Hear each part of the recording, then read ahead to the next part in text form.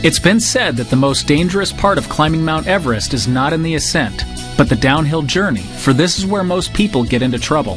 Because of this, the vast majority of hopeful Everest conquerors use a guide called a Sherpa. For the investor that is currently enjoying or rapidly approaching retirement, the game is significantly different. Chasing returns should no longer be the name of the game. The downhill trek is much more acute, and the careful consideration of financial decisions and distribution planning are the new focus. And just like the Mount Everest excursion, this process is best addressed with a knowledgeable guide. Performance is more complex than just evaluating rate of return on a stock or mutual fund. It is also in the safeguarding in down economies, steering through sideways markets, and it is in the decisions that are made today that ultimately affect your financial standing tomorrow. It is this understanding that should beg the next question, which is how thorough is your advisor's planning process? Everyone has their own financial fingerprint, yet most advisors compete for market share on the unknown basis of manager performance and the questionable basis of fees, essentially placing themselves in a bland mix with many other advisors who have gained the public perception of being a dime a dozen. Tell me if this sounds familiar.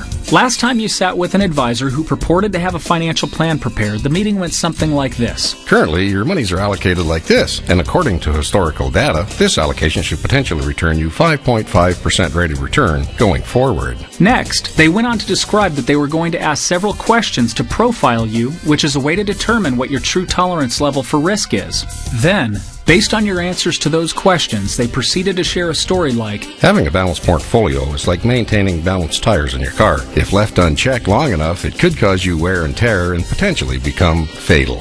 Then they would go on to say, according to your answers, your allocation should look like this. And according to historical data, you should expect 7.5% rate of return going forward, thus putting you closer to your retirement goals. But remember, past performance is no guarantee of future results. The challenge with this methodology is that they are qualifying their services based on something that is a variable and not a matter of surety. Would a heavier weighting in equities perform better the first decade of the millennium because historically equities have outperformed cash?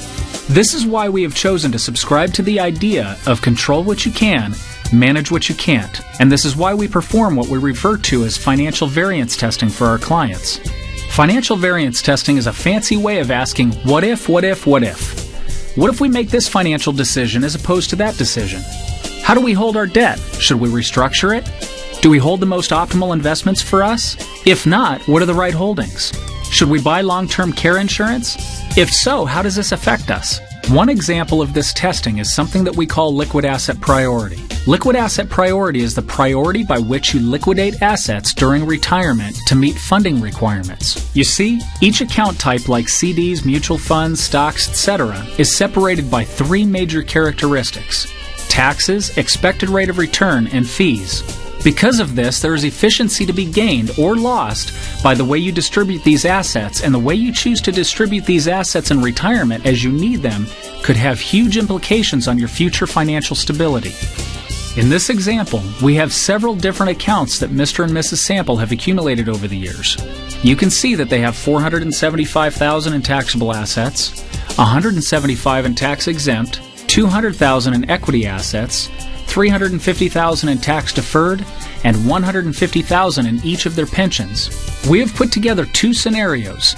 In each of the scenarios, they both have identical accounts being charged identical fees, earning identical returns with identical beginning balances. Furthermore, each scenario reflects the same desired income with the same inflation rates for the same amount of years, being exposed to the same exact tax brackets.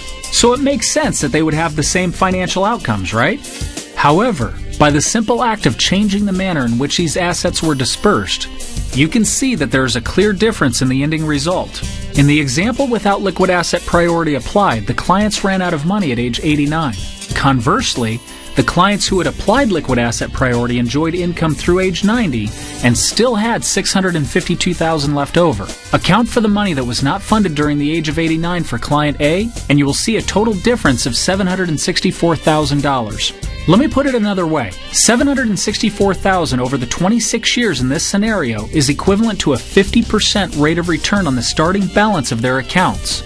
Do the math, and that equates to an additional rate of return of 2% per year for 26 years that we did not have to look to the stock market for. This is only one example. We test for many other aspects, including how you hold your debt, pension maximizing, innovative strategies like the retirement survival strategy, time segmented distribution, mortgage acceleration, stretch IRA, and a lot more. This is what we mean when we say control what you can, manage what you can't. If you can control the aspects of fees, taxes, and other decisions that have a positive known outcome, this will translate into return on your money. Then, and only then, is it time to discuss investment selection.